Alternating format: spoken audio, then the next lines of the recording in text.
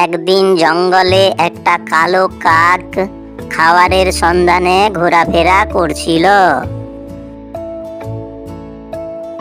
জঙ্গলে কাকটি ঘুরতে ঘুরতে খাবার তো পেলই না, বরং আরো তার তৃষ্ণা পেল।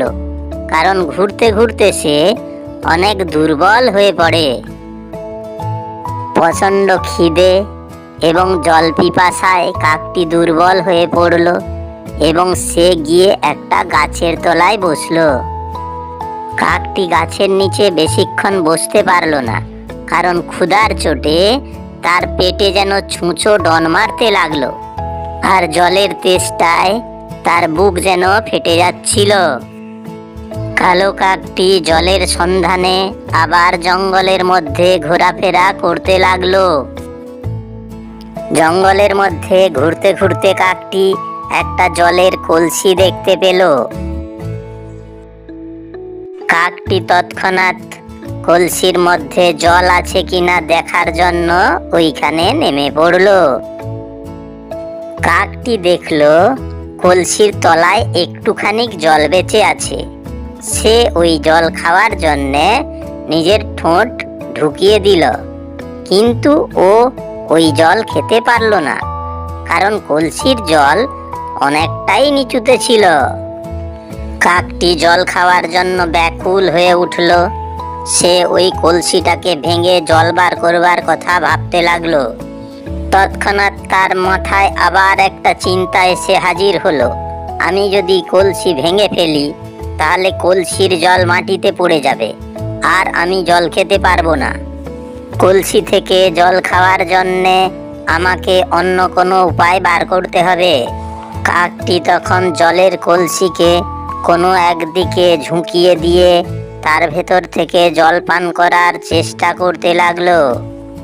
কিন্তু কলসিকে একদিকে ঝুঁকিয়ে রেখে জল পান করাটা কাকের পক্ষে অতটা সহজ ছিল না, কারণ জলের কলসির যে ওজন ছিল তাতে কাক ওকে একদিকে ঝুঁকাতেই পারলো না। ততক্ষণে কাকটির জল পিপাসা আরও বেড়ে গেল। তখন তার মাথায় আবার একটা নতুন বুদ্ধি এলো। সে ভাবলো, আমি যদি কলসির ভেতরে নুড়ি পাথর ফেলতে থাকি তাহলে জল নিশ্চয়ই উপরে উঠে আসবে, আর আমি জল পান করতে পারবো।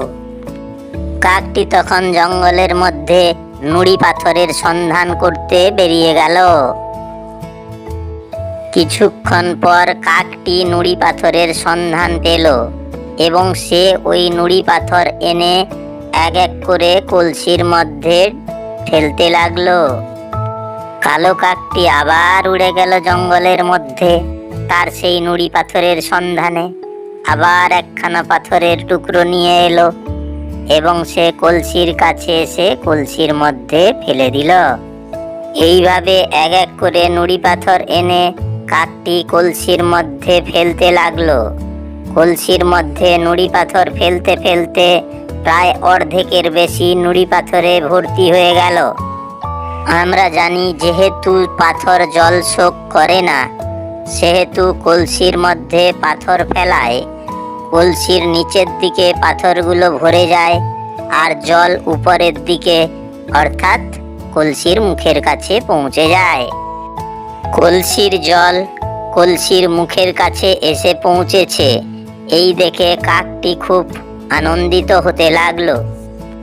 কাকটি মনে মনে ভাবতে লাগলো, চেষ্টা করলে অনেক কিছুই করা যায়। কাকটি তখন কলসির কাছে গেল এবং নিজের ঠোঁট দিয়ে জল পান করতে লাগলো। নিজের জলের তেষ্টা মিটিয়ে নিল আর মনে মনে ভাবতে লাগলো, চেষ্টা করলে অনেক কিছু অসম্ভবকে সম্ভব করা যায়। কাকটির জল তেষ্টা মিটে গেল। সে আবার বেরিয়ে পড়ল তার নিজের শিকারের সন্ধানে। বন্ধুরা, কাজ যতই কঠিন হোক না কেন, চেষ্টা যদি করতে থাকি তাহলে এক সময় সফল হবই।